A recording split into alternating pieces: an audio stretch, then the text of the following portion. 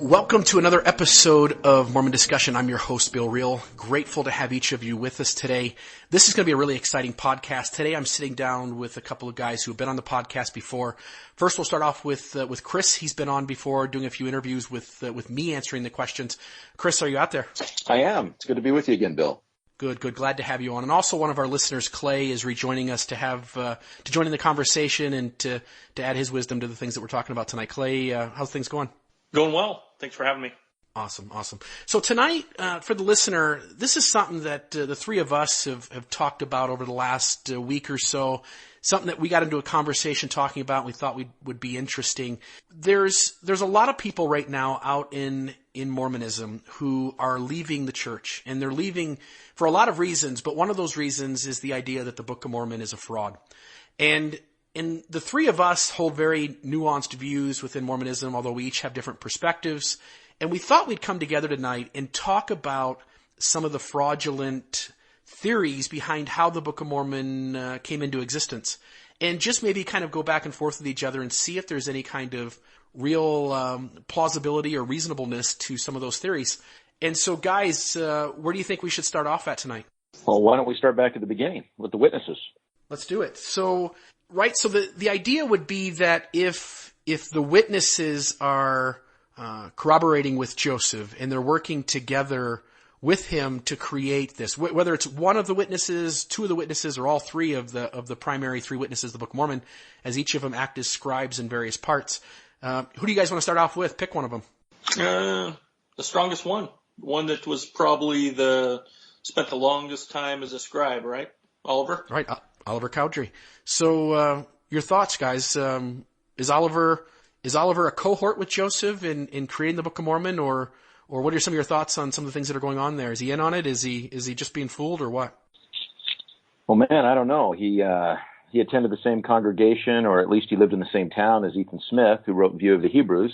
So that's one of the critics, a piece of evidence that the critics use, saying that Oliver Cowdery must have been in on it or could have been in on it. Right. So one of the ideas is that Joseph is using View of the Hebrews, which we'll get to a little bit later, but this idea that Oliver is a very good connection between Ethan Smith in the book and Joseph Smith. And so it gives some room for Joseph to have access to kind of an inner knowledge of what's going on with the book and to have access to it. So let's just throw it out there. Let's just say Oliver's in on it. Him and Joseph are working together. Are there any things that you guys see as being problems with that? Something that would throw the wrench in that kind of an idea? Yeah, I mean, he was with Joseph from the beginning, right? He was the first one baptized in the church.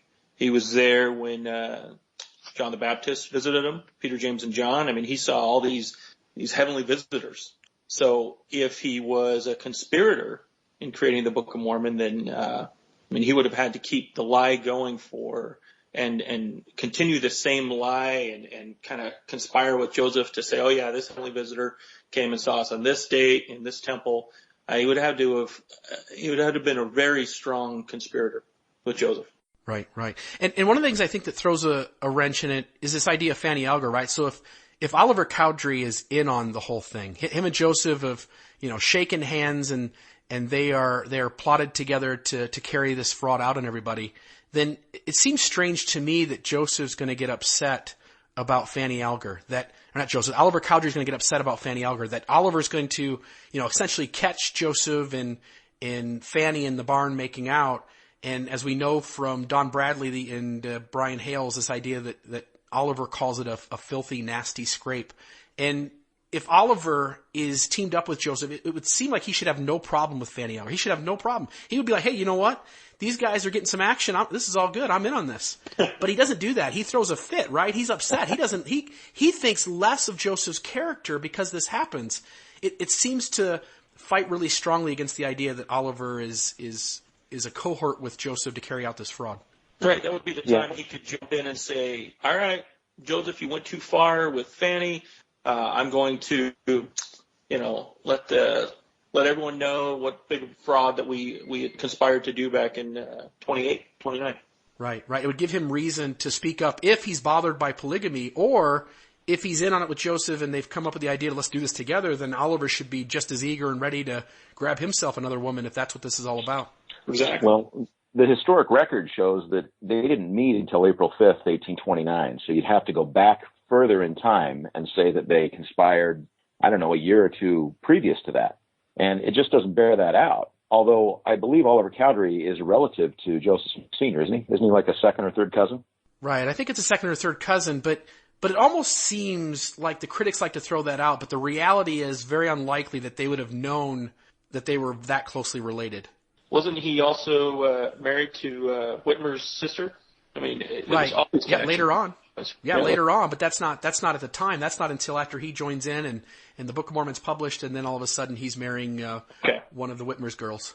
Gotcha. And he never practiced polygamy, right? No. Cowdery never joins in on the polygamous action. I got to tell you guys, Oliver Cowdery is one of my favorite guys. I really sympathize with him as you read church history. He seems like a really earnest, upstanding, good guy who slowly kind of gets pushed out of the church, really, I don't think by a lot of fault of his own. Seemed kind of like maybe his feelings got hurt a little bit on how Sidney Rigdon was given so much airtime by Joseph. And, he sure didn't like that Fanny Alger stuff going on. Right. And you make two good points, Chris, this idea that Oliver's stable. I mean, he goes through the rest of his life holding down jobs, being a prominent person within his community, serves as a lawyer for some time. When he meets the Smiths, he's a school teacher. It just seems like the guy's a stable person. And you also make the second point, which is that he's slowly kind of ostracized out of the church. He's excommunicated by the Quorum of the 12 or the High Council for some of the things that he's saying that Joseph's done. And this excommunication, this idea of being pushed out of the fold, would give him an ample opportunity to be like, you know what, that's it, guys. I was in on this from the beginning, and now you guys have left me on the outside. I'm going to rat you guys all out. And he doesn't do that. Yeah, and he's not really an opportunist, right? I mean, he goes into politics after the church for 10 years, and he doesn't kind of stay with the idea to pitch religion like some of the other guys. Right, he kind of just completely separates himself for a while, comes back to the church at the very end of his life, but certainly keeps his distance for the longest time. I think he was in like Painesville, in Ohio. Is that correct, Chris? Uh-huh. Yeah, that's right. Hey, but Oliver's not in on it, guys. Let's move on. He's too good. I like Oliver. Oliver's not in on it. And I think too, we should note that I don't think Oliver's duped on this either, because as Clay, you pointed out, this guy, we get a lot of our testimony on each of the witnesses, or not, but on each of the spiritual experiences that happen in the church, Peter, James, and John the Baptist, and what happens in the Kirtland Temple. A lot of these stories don't necessarily come from Joseph; they come from Oliver Cowdery. And so, I don't think it's easy to say that Oliver was just dumb and duped either. That it goes beyond that. That Oliver seems like a sincere person in the experiences that he's sharing, and he's sharing quite a bit. The only way that Oliver is a strong candidate to be a co-conspirator on this fraud is that he was probably scribed for the majority of the book. Yeah, 80% of it or so. Right. I mean, he's a strong candidate to be up there, but, he's a stand-up guy also, it sounds like, in every other sense. So. Right. If Joseph is carrying out a fraud and there are other people in on it besides Joseph, Oliver really is the prime candidate. And yet nothing in his life seems to indicate that that's what's going on. Exactly. So you guys aren't ready to move on yet. You want to keep dragging Oliver through the mud? No, you said he was your favorite. He's my boy. Let's move on. There's better candidates out there. All right, let's go to Martin Harris, the mystic. Martin Harris. So maybe Martin's in on it, right? Martin's actually there from the very start. So Martin's got to be in on it, right? Is that what's going on? Well, let's talk about it. Kind of a half-wit, isn't he? Wasn't kind of a half-wit? He might not have been the sharpest guy in Palmyra, but I don't think he was a half-wit. I mean, he certainly had a few dollars. It seems like he had a pretty successful farming business. Sure, you need some money? Here you go. What else can I invest in? So Martin's the co-conspirator. He seems like he's easy to kind of get to go along with things. What are some things maybe that are stopping Martin from being an obvious ploy in the whole thing? Well, one of the things that I like about Martin is when he takes the characters to Charles Anthon. Anthon later says that he told Martin Harris that it was a fraud and to stay away from it. But Martin Harris comes back even more convinced of the truthfulness of what Joseph and he were doing with the Book of Mormon. Yeah, I know that there's two accounts where Charles Anthon is on record going to newspapers and the sort and sharing his story, and he kind of contradicts himself, but the places where his story holds up is around Martin Harris and the things that Martin Harris said and shared and felt as he talked with Charles Anthon. It seems to indicate that Martin was pretty forthright in his honesty to go there and to try to figure out if somebody could translate these things. But he also seems like the type of guy that fell for anything, right? He was probably the most superstitious out of all these guys we're going to be talking about. You'd tell him anything, and oh yeah, sounds great. And he'd go and he'd spin it in his own way and tell somebody else. And so I think he probably had that reputation, from what I read on the guy, that he kind of had that reputation as the guy that's going to fall for something. So it's probably not being one of the three witnesses probably wasn't the smartest move, but that's who needed to be there at that time. The smartest move? What are you talking about? Like Joseph should have chosen another. What I mean is, he probably owed it. I thought God selected the witnesses. Yeah, Clay, come on, man. Well, Joseph owed it to Martin to call him as one of the witnesses, right? He had invested the money. He'd put up the money for the printing. He probably had a lot of pressure, make him one of the witnesses. But at the same time, if you got a few buddies that are going to be part of a fraud with you, you don't want the one guy that's kind of known as the most superstitious guy in town and the biggest believer, the sucker. Right? Yeah, and Martin did join lots of churches throughout his life, even after Mormonism. And the guy joins, I think, Absolutely. The Quakers, and he moves around quite a bit, joining various churches. And so, as much as I think we sometimes pick on the witnesses in some of their testimonies with their natural eyes and some of the other things they say, I think generally speaking, the majority of their testimonies are fairly solid. And even though Martin is joining other churches, he seems to hang on to his testimony of the Book of Mormon and of the early restoration.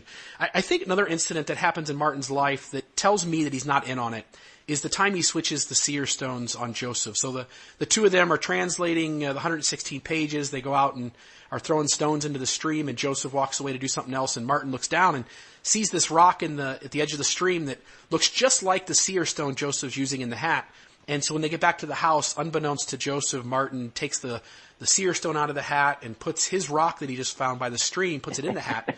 Joseph comes back, right? This is such a cool story. It is. And so Joseph comes back, he buries his face into the hat, does this for 15 seconds, and then pulls his head out of the hat and goes, Martin, what has happened? Everything is as dark as Egypt. And so for Martin Harris to be in on it, there's no reason to test Joseph. It's a fraud. And so that story alone almost has me wiping Martin off the slate of being a ploy in this whole thing. It's a great story. But, we don't know what the rock looked like that he switched out for. Could have looked big old heavy rock, like a brick. Yeah, but how easy is it to see a rock in a hat in a house without incandescent light that's at the bottom of the hat? I mean, Joseph can't see the rock anyway. No, exactly. So if he switched it out, stuck it at the bottom of the hat, Joseph sticks his head in the hat, and he can't even see the rock. Right, couldn't see the rock. That's why it's dark as Egypt. It's a great story if that's how it happened, and I would tend to believe that's how it happened. Great. That's what he says happened. He told that story a couple times later in life. Yeah. So look, guys, let's move on. Martin Harris is none on it. I mean, okay. I don't know how much more you want to beat him up, but anybody that switches the rock out on Joseph, that's a cool guy. You know what I mean? That's something I would have done. Yeah, but just don't trust him with anything to hold on to anything, right? He'll lose it. Yeah, and maybe one last thing is that Martin is also outside of the church for a while. And again, for Joseph or the leaders to push him out, Joseph takes a lot of risk in Martin exposing them, and he doesn't do it. And so I just think maybe ending on that note with Martin, he also spends time out of the church, and I think that's also reason to hold up that he's not in on it. Yeah, absolutely. So that leaves us with David Whitmer. And I think David Whitmer, to me, is the wisest of the three. He's the guy who I think seems much more couched in the way he structures his words and the ways in which he says things. He seems to be the most stalwart by both the number of testimonies he shares as well as him holding really firm to that testimony. Maybe David Whitmer did this. Maybe him and Joseph got together and made some kind of agreement, and they were going to put this forward as a fraud. Thoughts from you guys on maybe how Whitmer could be involved or is not involved? Well, David Whitmer is one of those guys that I sympathize with as well. As Sidney Rigdon comes into the picture, you can kind of see that David Whitmer's feelings start to become a little hurt as Joseph, starts to give Sidney Rigdon so much airtime.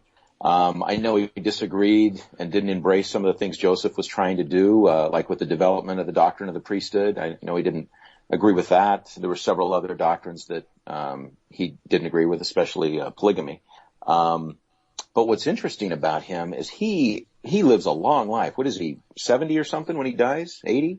I think he's in his 80s. Yeah. He's interviewed by a couple of guys from the LDS Church, Joseph F. Smith and others, and never denies his testimony of the Book of Mormon. Never denies it. Stays with it his whole life. Even though he feels like Joseph went off track, never denies his testimony of the Book of Mormon. And he's really clear that Joseph's off track, right? He writes his pamphlet. Is it like a witness to all believers in Christ? Is that what it's called? Yeah, something like that.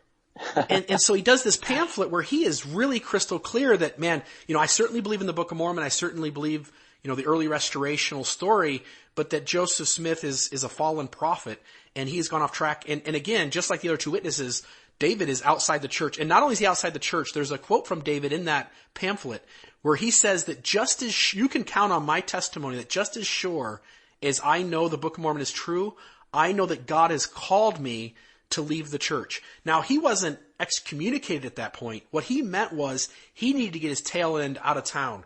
And I think on some level, he was afraid that by him speaking out against Joseph, on some level, his life was in danger.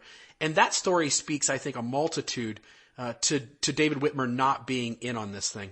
What I like about him is he was, like you guys pointed out, he was interviewed more than any other witness. Cowdery died in 1850.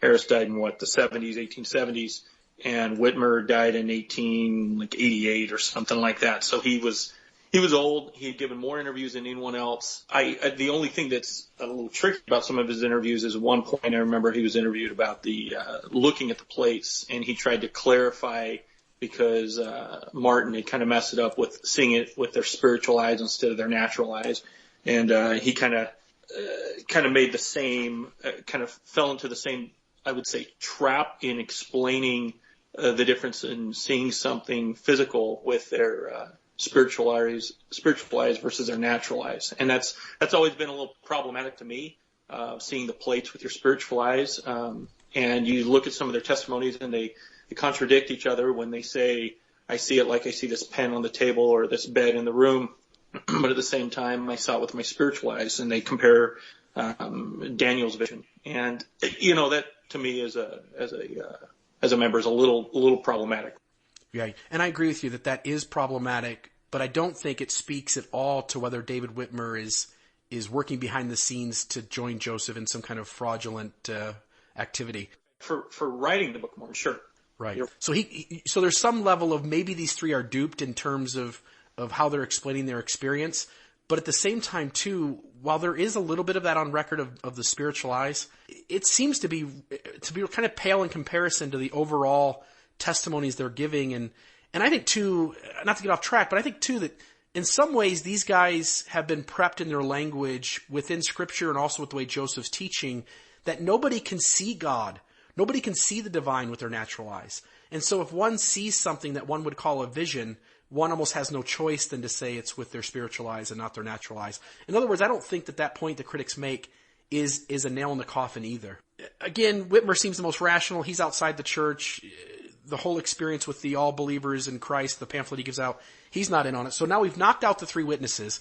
These are the guys who, for 97% of the Book of Mormon scribing, they're the ones that are in the room and contributing to this.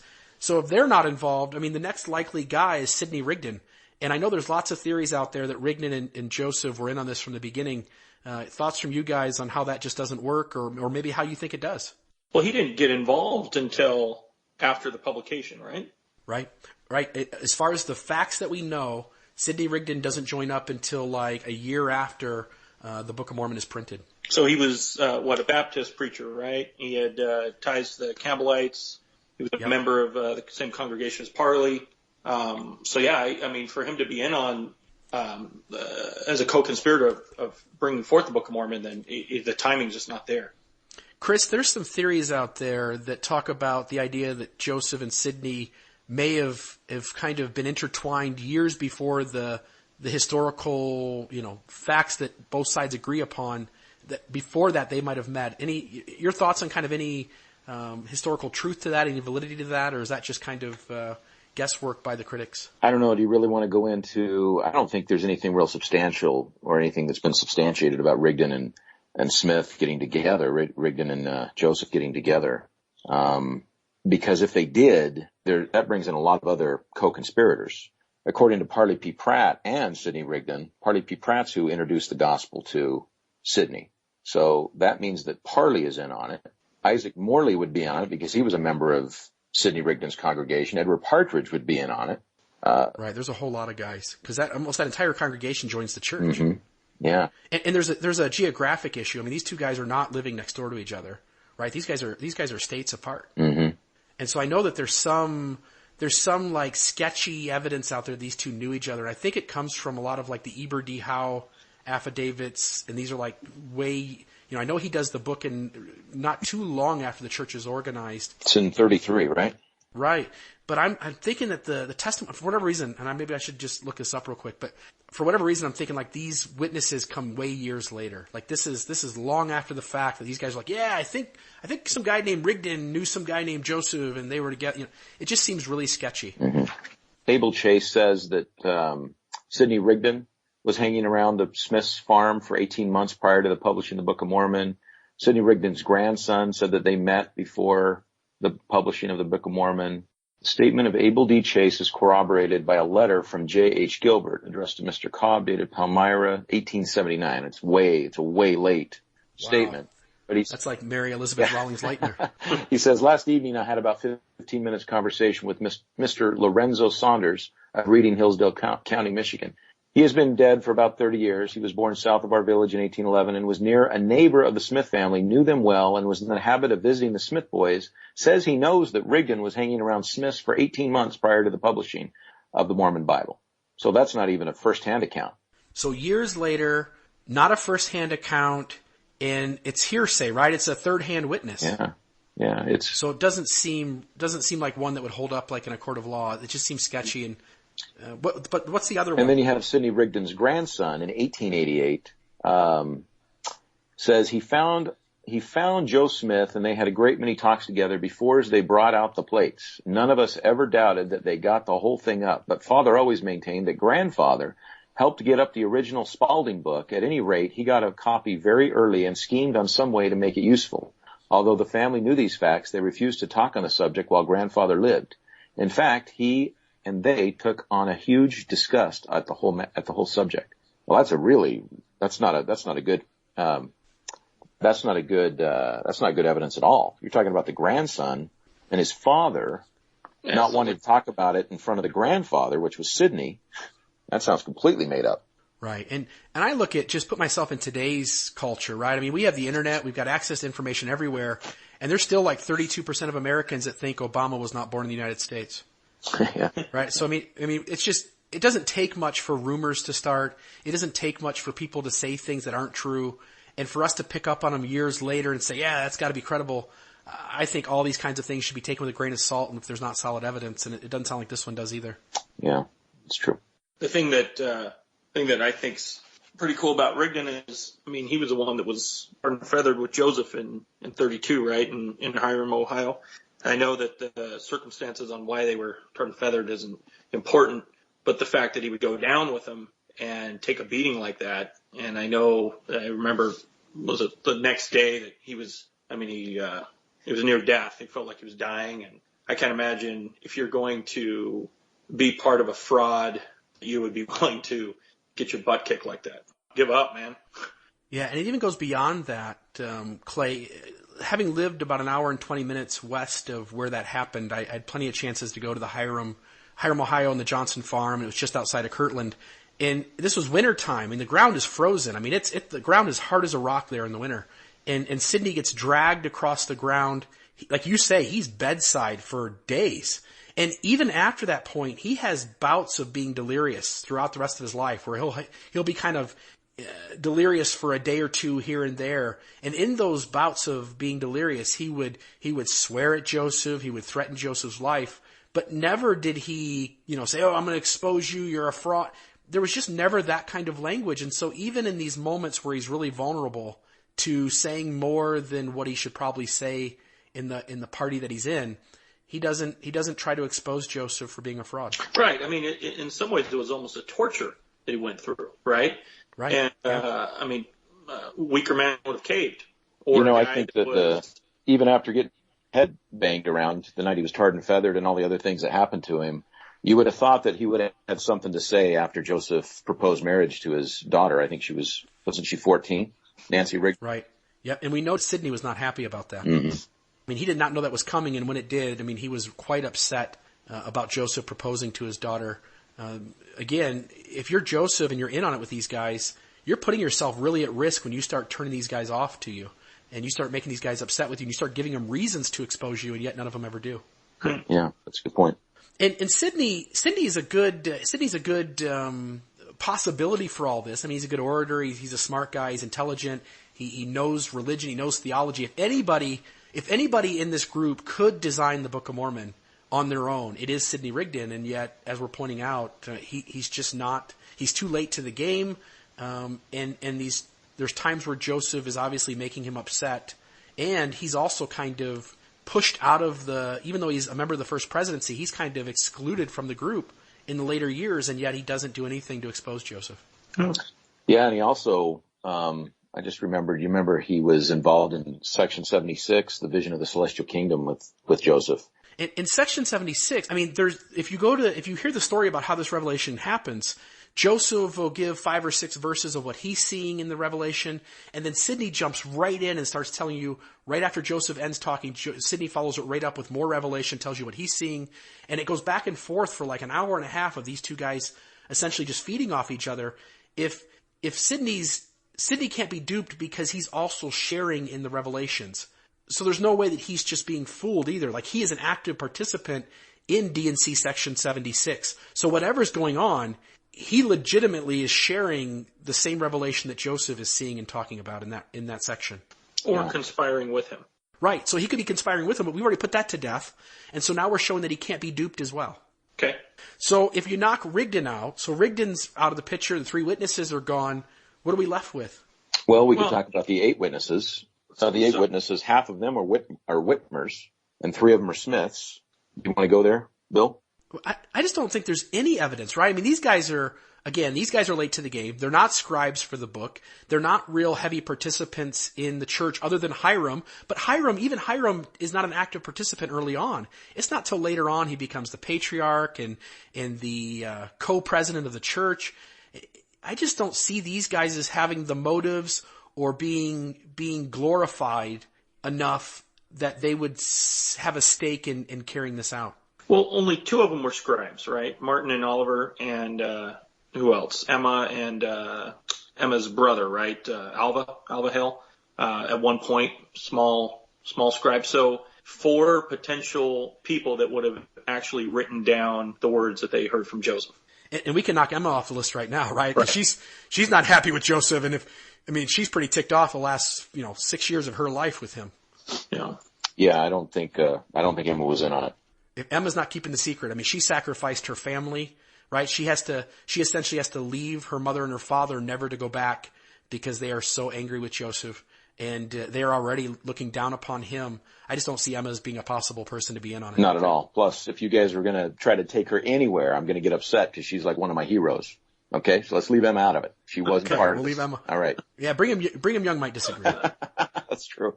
Well, the other fact is he kicked, when he got sideways with these guys, he would either excommunicate them or push them out. And that would give every single one of these guys a reason to expose them, and they didn't. Right. That's what's important to me is that, he pushed them out. Right. And if you're in on it with any of these guys, you're going to go out of your way to keep them happy. And Joseph does the exact opposite of that with almost every single one of these folks. Well, so let's eliminate that he had any co-conspirators in the production of the Book of Mormon. Let's just say he made it up. He invented it. Okay. So how's he do that, Chris? Give me one of the theories that are out there on how Joseph on his own does it. Well, some of the theories like Grant Palmer postulates is that 20% of the Book of Mormon is taken from the 1769 Oxford edition of the Bible, complete with its mistakes. There's the late war. There is the View of the Hebrews by Ethan Smith, and there's the Spaulding manuscript. Right. And so the first thing that comes to mind when you're throwing all those out, and there's tons of sources. In fact, I made a list of all the ones that are quoted that critics say Joseph borrowed from, right? We have, as you point out, View of the Hebrews, there's Shakespeare, there's Mercy Otis Warren. Anybody know who that is? Mercy. No. And then there's good old Mercy. And then there's Gilbert Hunt's The Late War, which you mentioned. There's the King James Bible, which you mentioned, Spaulding manuscript, James Adair, author of A History of the American Indians, 1st and 2nd Maccabees of the Apocrypha, E.T.A. Hoffman's The Golden Pot, which I know Palmer hits on as a big source behind it. And he has a whole chapter on that, The Golden Pot. Yeah. Right. Right. And then Joseph's also borrowing from the sermons of his day. And what to me flies in the face of this is that Lucy Mack Smith says Joseph didn't even like to read books. He just didn't bother with books. That's not what he did. And I don't think a kid can be a voracious reader of books and their mom not know it. Yeah, especially in that little house.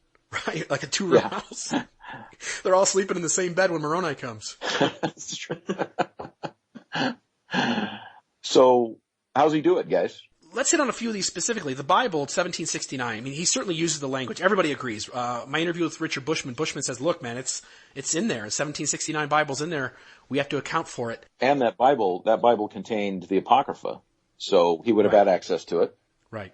And we know from the Smith family, they read from the Bible every night for the most part, right? That's the history we understand, Chris? Yeah, that's what Lucy says.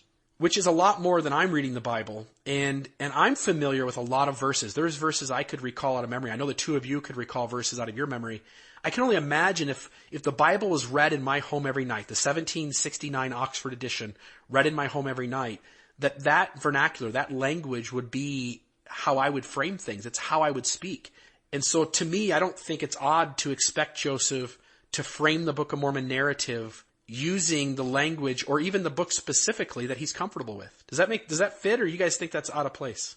No, it makes sense. The KJV, those phrases that he's used to reading all the time, he just start throwing those out, right? And they're speaking like that, and that's what he's used to. But I do think the Apocrypha elements that are found in the Book of Mormon, especially some of the specific ones that are pointed out in 1st and 2nd Maccabees, with the word Nephi and the kind of the story of Laban being killed, I think those are bigger issues to me than the Bible phrases. Well, don't forget he picked up a couple of names from the Captain Kidd map. Remember, Moroni and Cumorah. There's two names. The Comoros Islands and Captain Kidd. Yeah, you got it. And so that's another one we can kind of throw in. And I think these are all fair. I want to be unbiased as much as possible as we look at these, and I want to validate that certainly there are things from the 1769 Bible that we wouldn't reasonably expect to be in the Book of Mormon, yet they're there. There are these connections, Captain Kidd, and that critics could say, hey, there's a plausible connection Joseph has to these words. I agree with that. The late war, which you mentioned, Chris, again, it's a cultural language that Joseph is using. I don't know that Joseph necessarily is plagiarizing the late war so much as that's the cultural language of his day. Ethan Smith is using that language in View of the Hebrews as well. And so I think it is also fair to say that the critics say Joseph's borrowing themes from these works. Joseph's getting themes from View of the Hebrews. He's getting themes from 1st and 2nd Maccabees. Well, like the critics say, he is also picking up and it came to pass, which is, the book is peppered throughout the Book of Mormon. Yeah, but without that, you'd only have like 63 pages. That's true. So you had to have a filler, right? I mean, everybody's got to have a filler. But we're missing the point that even if he had all those sources available to him, he never had them in front of him when he was dictating with his head in the hat. So either he had a photographic memory and was able to kind of say these. I mean, he basically copied full chapters, right, out of Matthew, Isaiah, Malachi, right into the Book of Mormon. So he would either have to have memorized some of those verses completely, stick his head in the hat, and recite them to Oliver without Oliver knowing. Well, so he either had a Bible that he was hiding from Oliver, or he memorized those multiple chapters. You mean behind the sheet? Had a Bible that he was hiding behind the sheet? Those are some big Bibles.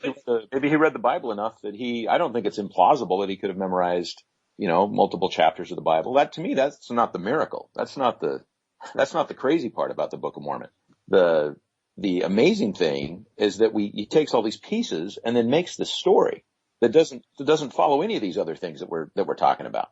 And I think too, Chris, Clay, you talk about the sheet between them. I think when one has looked at all of the historical data, I think all the scholars agree now that there was no sheet between the scribe and Joseph, that there was a sheet hung up in the doorway to keep other people in the house out as the translation was taking place, but nothing keeping the scribe from seeing Joseph in his head in the hat and him dictating the scriptures, dictating the plates.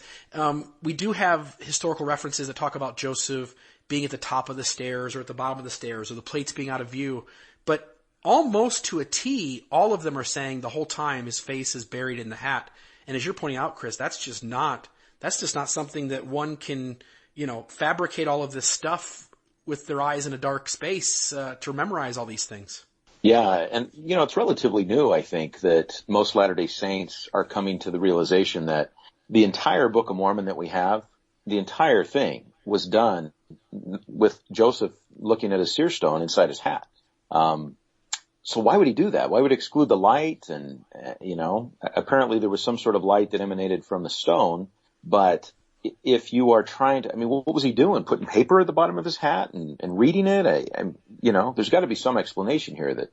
And these can't be very bright rooms, right? You got a little tiny window in a log cabin. There's no incandescent lights. Mm-hmm. You might have a candle lit, and you've got your face buried in a hat. In my mind, it's going to be literally as dark as Egypt in that thing. Yeah.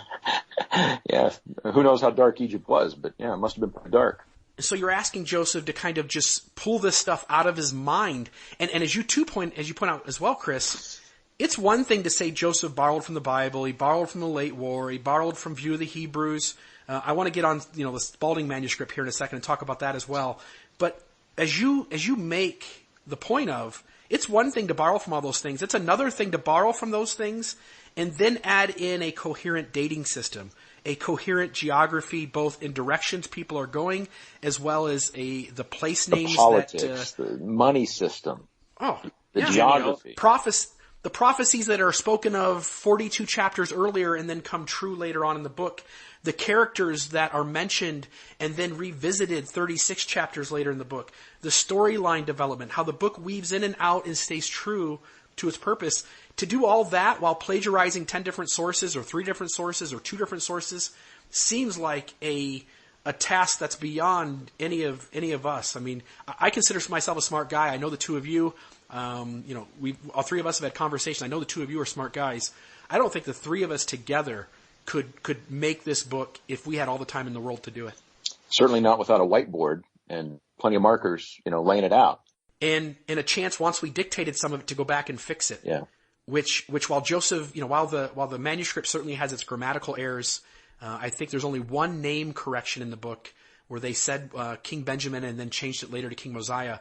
When you look at the magnitude of that book and the corrections, the real serious corrections that were made, it's minuscule. They essentially put out a work that is, as far as the storyline goes, it's intact from the moment it's put on paper. And then how ether folds back into the story. Right. It's incredible. It is. Let's hit on for a moment the Spaulding manuscript. If I remember the story right, there is this one manuscript. It's found, but it's unconnected to the Book of Mormon story. It's just no way at all is it connected. Solomon Spaulding is rumored to have written more than one manuscript. There's believed to be a second one. Finally, years later, some guy finds it in a chest or something, and I think it's called Manuscript Found. And so here's the second manuscript, and all of a sudden we're going to have the answers to whether the Book of Mormon's there, and then it comes forward, and it seems completely unrelated as well. The only hypothesis out there is that there's a third manuscript, but is there any evidence for that? No, I think that's just a theory. I don't think there's any evidence that there's a third manuscript. Isn't that what someone postulated? Right, and I think the only little tidbit into that we have is that when the book Mormonism Unveiled comes out, there's a few affidavits from Spaulding's neighbors, I believe, where after they're prepped by Eber D. Howe, they are saying, yeah, I think there's some similarities. I think there was a guy named Nephi in the Spaulding manuscript. And so we have kind of that conversation going on, but it seems really weak. Are you talking about the Hurlbut affidavits? Right. Yeah, the Hurlbut. Eber D. Howe is the author. Philastrius Hurlbut is the guy who goes around collecting these affidavits, and he goes to the neighbors of Spaulding, and And some of these neighbors are saying, yeah, Nephi, Lehi, yeah, that was in there, and I don't think that evidence is really that strong. I think most of even the critics pretty much stay away from the Spaulding manuscript idea. That's a rather unfortunate last name, isn't it? Hurlbutt? Hurlbutt. It's like, he was made fun of at school. You can see why he was bitter. Yeah, you can see why he was angry and bitter and wanting to, put other people down. Yeah. So on the Spaulding manuscript, again, there's a first one, there's a second one finally found. It's not it. Some of the critics say there's got to be a third manuscript out there, but I think that's just a hope and a prayer and just a little bit of evidence in terms of the Eber D. Howe book and the Hurlbut affidavits. But even if Joseph has the Spaulding manuscript and he's using it, right, the only way to make this work is if he's going home at night, memorizing 20 pages or so of it at a time, and then going in and recanting the thing to the scribe verbatim, right? I mean, that's the only way that this works. Yeah, but if he was doing that, wouldn't you see other evidence in that after the Book of Mormon's published? Wouldn't you see his genius, his brilliance, his whatever IQ he must have had to be able to do this? Wouldn't you have seen that in his other? He seemed like he would have been able to run a bank and a store and keep the church together and things like that. Right. And I think another evidence that goes against this idea of him plagiarizing other sources is that once the Book of Mormon's done, that's over with. And Joseph creates other works, right? We've got the Book of Abraham. We've got the Book of Moses. We've got Revelations received in the Doctrine and Covenants.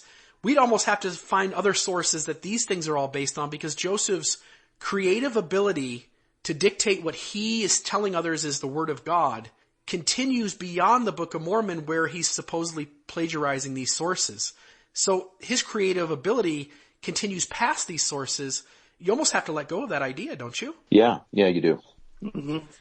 Does that make? Am I making sense? And I can stop here for a second. Does that make sense? What I just said? Yeah, I don't really like that, mainly because the Book of Abraham. Well, the Book of Abraham has its problems, but we don't have any text that we can blame Joseph for basing that book on. He is creating it literally out of thin air, and so there is no source for it. The Book of Moses, he's creating some of that storyline out of thin air. He doesn't have the late war to use this time. He doesn't have the view of the Hebrews to use this time. There is no other source that we can blame these on. And so somehow beyond plagiarizing the sources, Joseph's creative ability continues on. But he has Genesis as a template for Moses. Sure, but he adds other stories to it. So you're saying, Bill, that his ability to be creative past the Book of Mormon is there or is not there? I'm saying that with the Book of Mormon, you can blame Joseph for plagiarizing sources. Maybe that's his skill set, that he is good at plagiarizing things. Okay. But when he moves beyond the Book of Mormon, you can no longer say he's plagiarizing, and yet he's still coming up with very creative, very dynamic scriptures or narratives that he's saying God gave him that no longer have any kind of source material to blame it on. Okay. I'll tell you another thing about Joseph compared to the Spaulding manuscript is that he sure came up with a lot better names. It was 150, 160 unique names. And I remember reading the Spaulding manuscript. They didn't really, their names were pretty funny. If I remember, there was a guy named Hadocum. He was the king of Scrota or Scota, something like that. Scrotum. It was king of, I can't remember. I think it was Sciota or Scrotia or something like that. And you guys had to have picked up on some of these names, right? I mean, I've never forgot them. In fact, I considered naming some of my children some of these names. I'd be real careful. You want that kid to like you, right? There was Trojanus. Do you remember that? Trojanus? No. He was the first mate on the ship. He got to be the preacher or whatever. He was a seaman? Scrodanus was a seaman? No. Trojanus. I guess it's Trojanus. He was the first mate. I like it when you say it slower, Chris. He was the minister. So you got to give Solomon Spaulding a couple of points for coming up with creative names. But the names sound like they're very different than what the Book of Mormon's using. Yeah, I don't think those names are in the Book of Mormon, not that I remember. Right. So the two manuscripts we do have from Spaulding, it's a completely different way of making names. It's not even the same kind of. It's not like they even come from the same country or something. It's like a completely different word use, right? Yeah, they all sound in the Spaulding manuscript. They all sound Roman or like a Latin base. Gotcha. And whereas in the Book of Mormon, we certainly see whether you want to agree that there's Hebrewisms there or not, they certainly have that kind of plausibility to them. That there is what looks like Hebrew type of spellings and pronunciations to those names. Even the very beginning of the Book of Mormon, where you have Sam and Nephi and Lehi, which sound kind of Egyptian, which Nephi tells you he's got this Egyptian background, and then Laman and Lemuel and Sariah, their mother, who have this very Hebrew kind of name to them. It just seems like they're drawing from different places. While we're talking too about different books, Chris, you and I were talking about View of the Hebrews a couple weeks ago, and you had said that you've tried to read that thing several times, and you just couldn't get through it. Oh man, I love to read. I read multiple books at a time, and that one just killed me. I only got a few pages into it, and I just, I tried everything I could do. Cold Pepsi, comfy chair, fan blowing on me. And that's one of the only books. I mean, I can't remember not being able to get more than a few pages into a book except for that one. And I feel the same way you do, and I've had the same experience. I almost wonder if Mark Twain had started with View of the Hebrews, if he never would have called the Book of Mormon chloroform and pen. He might have had a more charitable view of the Book of Mormon, huh? Right. And so I think for the listeners, I mean, I dare you, try to read the View of the Hebrews. You think the Book of Mormon puts you to sleep? Like Chris said, you'll get to like page 3 and you're just going to put it down. You can't do it. The Book of Mormon's an exciting novel compared to that. Right. It's dynamic. Right. It's like Star Wars. Moroni should win a Newbery Award winner or something. B.H. Roberts probably the only guy that ever read it, right? To summarize it for everybody. Remember he summarized I feel sorry for him. I think he was ordered by the first presidency too. Listen, we hereby punish you to read the View of the Hebrews. But he makes the good points, man, on the connection. He makes some really good, he's the one that summarized it and said the connections are, the Israelite origin, the American Indians, destruction of Jerusalem. Mention of metal plates. Right. The future gathering of Israel, restoration of 10 tribes. He does, even the Hebrews, has, material from Isaiah, right? Whole chapters of Isaiah are in there, just like Book of Mormon. But they're different chapters than the Book of Mormon uses. Completely different chapters. It quotes several chapters from Isaiah, but they're completely different chapters than what the Book of Mormon uses. Yeah. And it is interesting. I think all three of us would admit, there are certainly common themes in View of the Hebrews as well as the Book of Mormon.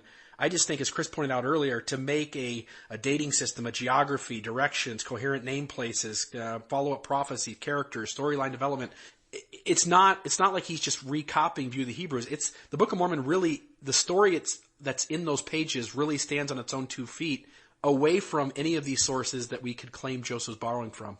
Okay, but let's suppose that Joseph had a copy of View of the Hebrews, right? Right, and he doesn't like to read those, as Mom says. But yes, let's just assume for a minute he has a View of the Hebrews. Family read it. Let's say Hiram read it, okay, kind of summarized it for him. Even though there's no evidence. It may have just been a jumping off point. Hiram, you read this thing. No! So you're painting a picture of the Smiths after a long day of out chopping wood and digging wells and farming. They come in at night and they sit down and review the Hebrews together. And that's their entertainment? It's like the Book of Mormon. It's about as bad as that one. If that guy doesn't listen to your podcast. The Book of Mormon. Oh, that's good. That's good stuff. Listen to it, then man, shoot. That's the best. Those are both. But even if he reads the book, even if he knows the book, even if he understands the themes and he borrows 4 or 5 of them, 7 of them, 12 of them, he still has to create an entire story on his own, even with those. No, I don't think. Yeah, I don't see any direct connection, but I see a jumping off point, a catalyst, right? But that doesn't tell me that it's a fraud. That doesn't say plagiarism. It just tells me a jumping off point, curiosity, inspiration. The question, I guess, to both the critic and the faithful believer is: does reading View of the Hebrews, and for some reason that book sticking in your mind as being exciting, that you want to copy from it, does that lend any plausibility to Joseph creating the Book of Mormon based on that book? And I agree, there's common themes there. I'm not arguing that at all. I just see the 2 books as completely different, even with those common themes. Yeah, going back to the Spaulding manuscript, the only common theme is that a ship arrives in America that's full of Romans. They intermarry with the Indians. Why do you think the reorgs were so interested in printing the manuscript story, the Spaulding, in 1885? Why were they so interested in getting that out there? Because I think once one reads it, one realizes the connection isn't as strong as the critics say. So they did it to help push the Book of Mormon? Yeah. In my mind, right? You're talking about the reorganized church, right? They're the ones that did that, right? Yeah, I see them still as, at that time, wanting to hold the Book of Mormon up as scripture. And I think for them to, to publish the Spaulding manuscript, the manuscript found, the second one, I think I think when one reads View of the Hebrews, when one reads the Spaulding manuscript, one is less likely to draw that connection than if one just sees the numbered 6 or 7 parallels between the 2 works or 3 works. Yeah. Setting kind of all of those sources aside that Joseph is perhaps borrowing from, realizing that the Book of Mormon really is something different. Even with all these similarities, it really is something different. It really has still creative genius within it that's outside of plagiarism.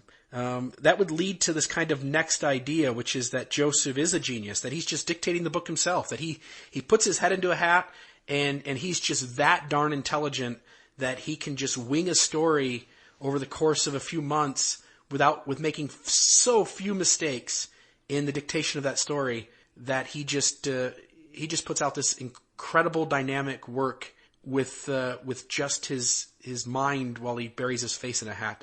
Does Joseph Smith's family think that he's that smart? I mean, let me tell you a little story, and I'm not doing this to be prideful to the listeners or to be boastful, but I think I'm a smart guy. I know, Chris, I know you're a brilliant guy. I know, Clay, I know you're a brilliant guy. Yeah, hey. All right. Hey, but here's my point, though. So being what's 9 smart. times 9? 87.3. So my point being, though, is that my wife, while she always tries to be like, hey, you're not as smart as you think you are, right? My wife knows that I'm somewhat intelligent. Your spouses know that you're somewhat intelligent, and yet Emma seems to think Joseph's not that bright, right? I mean, there's several quotes from Emma where she says, look, my husband's just not capable of this. He's just not a bright guy. Yeah, you remember the story where he's translating and she's scribing for him, and he gets to the part where there's a wall around Jerusalem, and he stops and he asks her if that's true, and she tells him, yeah, there was a wall around Jerusalem. So then he goes back. Right. He obviously wasn't. So he's oblivious. Yeah, obviously he wasn't familiar with walls being around cities where his wife was. So she was obviously much more well read and educated than he was. Which is another testimony that he didn't read a lot of books. That he wasn't, he might have been smart in some ways, but he wasn't very educated. Emma also makes the comment that he couldn't really write out a well-written sentence. He doesn't really have the ability to spell right. He doesn't really have the ability to structure his sentences properly. It just seems to indicate that everyone around him doesn't really think he's like this brilliant genius. And I don't, generally when you bump into a genius and you talk to a genius for 20 minutes, 30 minutes, you pick out, man, this guy's smart. This guy, got it upstairs. And it doesn't feel like anybody's claiming that of Joseph in all their interactions with him. The other thing that has always struck me about the Book of Mormon is after Joseph writes it, he doesn't do what most people would do if they had just written a book. He doesn't promote it. He doesn't, use it extensively. He doesn't, say to the world, look what I did. It's almost like he loses a lot of interest and moves on. I mean, the Book of Mormon isn't used that extensively. Right. By him. Yeah, all of his early sermons, he's rarely using it. He's pulling from the New Testament. He's pulling from the Old Testament. He's working on these other works, the Book of Abraham, Book of Moses. He rarely uses the Book of Mormon. And as you point out, what author doesn't, stand on a soapbox and brag about their work when they publish something? Yeah. Yeah, it's always struck me as an odd thing. William McClellan, I have it pulled up here online that Joseph attended his school during the winter of 1834. He said that he had a very strong mind. He had an incredible memory. He liked to study principles of science. This was him as an adult. This would have been, 5-6 years after he had translated the book. So, maybe he took to learning after the Book of Mormon. I think that plays out. That's when he kind of really hit his stride with D&C and Book of Abraham with his creativity. I hear you, and I think that in a sense is contradicting what I'm saying, but I also think the listener needs to have the caveat thrown in that once the church is organized, Joseph is spending a whole lot of energy, time, and resources trying to further his education, trying to, in a sense, become a more intelligent person than where he's at. He's getting people to come in and teach Hebrew. He's working with other languages. He's having people come in and talk about other languages. He just seems to be applying himself in lots of different fields, trying to essentially expand himself. And so for McClellan, this may be kind of an after the fact of him being, Joseph being much more developed by the Holy Ghost, as well as expanding himself into all these fields of education. Okay. So again, I totally validate that. And so there's a source that points to Joseph being perhaps a very intelligent, very good memory, very wise guy. I just wonder, for me, there's a disconnect between young Joseph and Emma and others and how they speak of his intelligence and his ability versus that McClellan account. And I'm asking myself, what changed in between? Okay. Another variation, we should add too, the idea of Joseph being a genius and writing the Book of Mormon himself. There's been some word print analysis studies done, and these studies, they're certainly criticized because I think the major one was done at BYU, and of course BYU is going to be biased. But there's been some independent ones too, Bill.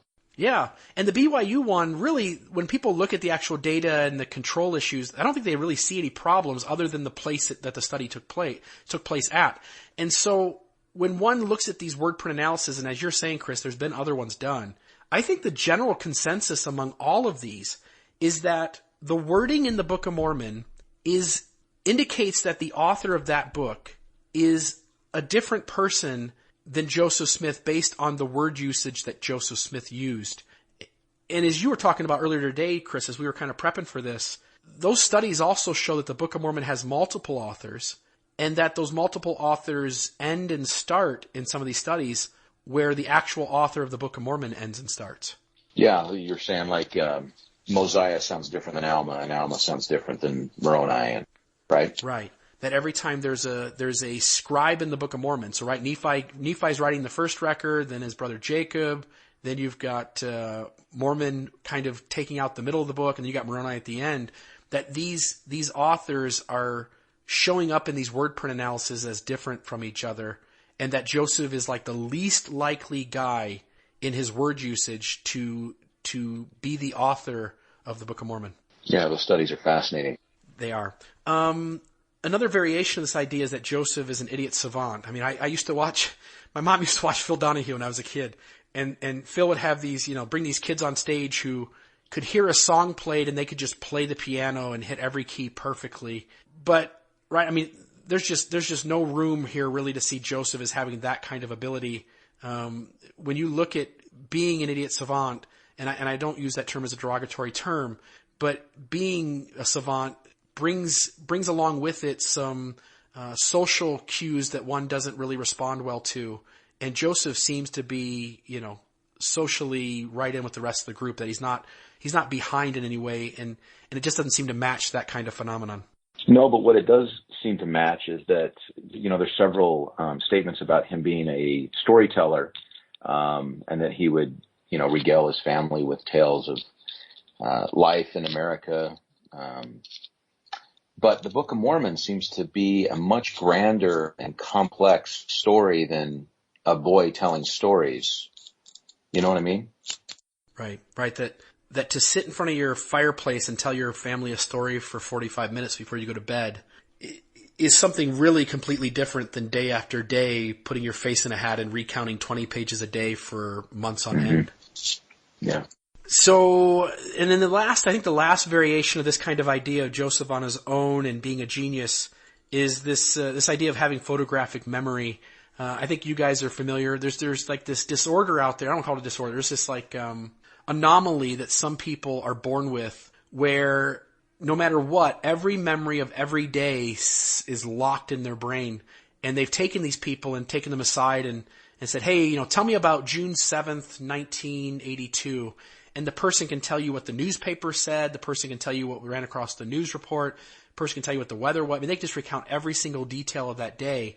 And yet, as you pointed out earlier, Chris, if this is Joseph's gift, this would have really come in handy in other places in his life. And it doesn't seem like this is something that really carries over beyond what the critics would say is his imaginative stories. Yeah, and you would have thought that his mother would have said something about it. And she would have seen signs of this early in his life, or, certainly by the time he was a teenager. she talks about, and Emma later yeah, on. Yeah. and she talks about him being a contemplative child, or some of the other things she says. He wasn't prone to books. And the 4 first vision accounts would all be the same. Yeah. Right? Right. So if he's got a photographic memory, then there's no changes in the story. The story can be told the exact same way every time. Kind of wrapping up, I mean, we've kind of hit on it. We've taken apart the 3 witnesses. We've talked about Sidney Rigdon. We've talked about all these sources that Joseph Smith may have borrowed from or plagiarized. We've talked about Joseph being able to kind of do this on his own. And I think at the end of the day, I mean, I don't know that there's really any kind of coherent story you can come up with if you pick and borrow and steal from each of these ideas that really would hold together really well. And it almost seems like what would come off as the most plausible, reasonable explanation for me. And I'm not saying that the Book of Mormon being divine is fits perfectly for me. But man, when I look at all this mess, it just seems like it's the easiest conclusion for me to make is just to believe that this is some kind of divine thing, that this isn't just a made up, fraudulent story that Joseph created with or without help. Yeah, it looks like the evidence that the critics point out as evidence for the Book of Mormon not being true is still lacking. It's just the evidence just doesn't bear out the fact that it's a fraud, in my mind. Clay, any last thoughts from you? I agree with you guys. I like the idea of looking at the book as something that, the burden of proof is on those who say it's false. I mean, they need to present the evidence of purported fraud over a conspiracy there. You know, I know we're not going to get into the historicity of the Book of Mormon, but as far as if there were actually Nephites and Lamanites, and I think what's neat about the Book of Mormon is what's inside it, right? How we've been affected by the teachings that are found in the Book of Mormon, and what it's caused us to do in our lives and make changes and live a better life because of what's contained inside it. Right. You know, something else I wanted to add is some of the most beautiful parts of the Book of Mormon seem unexplainable to me, based on some of the other things we were talking about, Joseph being, having a great memory or whatever. You know, you read a verse like Ether 12:27, or the theology and doctrine found in Moroni 10 and Moroni 7, Alma 36, Second Nephi chapter 31. Yeah, Alma 5, Alma 32. You have all of that. There's a lot of really deep spiritual nourishment, spiritual teaching in those pages. It is a life changer, and it's something that isn't found in View of the Hebrews. It's something that's not found in the Spaulding manuscripts that we have. There's no reason to believe that Spaulding creates a third manuscript that all of a sudden is a spiritual religious work of genius when his other 2 works were not. It isn't found in the late war. It's not found in these other works. And so, you can try to say Joseph's borrowing from the sermons of his day, but there's something dynamic about the Book of Mormon that, again, it just stands on its own 2 feet. I guess I'd finish off, you guys, by challenging, as all the listeners listen to this, and as this episode gets kind of tallied about, I wonder if I could throw out the challenge for any critic of the church, present a coherent narrative of how this thing's a fraud. Like figure out all the pieces. Show me how Oliver Cowdery, whether he was duped or whether he was in on it. Same with Whitmer. Same with Martin Harris. Same with Sidney Rigdon. Make all those pieces fit. Show me how Joseph is a fraud and how that works over in all the experiences that others have with him in bringing the restoration about. And at the end of the day, I just think that is so full of holes and so full of problems to try and do that one almost comes away saying, you know what, once I dig into it, it's just as likely that Joseph's telling the truth on the book, and to just take it at face value. And so I hope that listeners might realize that there's still a lot of room to have faith in the Book of Mormon as a divine work of God. Let's wrap up, because I want to drive home this point. Chris, you recently shared with me an interaction you had with somebody, and I wondered if you might, just to end the program, share that, because what I want the listeners to walk away with is knowing that in the midst of this entire mess, there really is so much room for faith. And and I'll just let you kind of share as much of that as you'd like to. Well, just briefly, I had a chance to interact with someone who was in really a lot of distress about her testimony and believing that it was all, that Mormonism was not what it purported to be. And she was losing her family, losing her children. She was in the dark night of the soul, as you talk about it, Bill. And it was amazing in that the first thing that she said was, the Book of Mormon fraud. It's a fake. It's not real. And immediately sometimes as we're all struggling, and working through some of the messy issues with the church, we forget it's some of the bright spots and some of the brilliance and some of the light that shines through. And as we started to talk about the Book of Mormon, I felt like as we talked about the different things that she thought were absolute evidences that it was false, it seemed like we were able to kind of strip those away a little bit. And as you were saying earlier, Bill or Clay, there really wasn't a lot of evidence left that's solid evidence that the Book of Mormon is false. In fact, it seems like there's more evidence for a divine variable, or there's something there that's just unexplainable. And personally, when I read the Book of Mormon, I don't see, there's just more to it than what the critics like to throw at it. I see divinity in it. It makes me feel good when I read it, and I see something brilliant and genius in it that is just not explained by some of these things we talked about tonight. Chris and Clay, thank you to both of you for taking some time out of your night to spend to discuss this. I think the listeners will get a lot of worth out of this. I think these are all things that are running around in our minds as bits and pieces that are unconnected. And for us to kind of sit down tonight and to like rehash all of these in one episode, I think it becomes more clear to the listener that this isn't cut and dry either way, and this really is a matter of faith.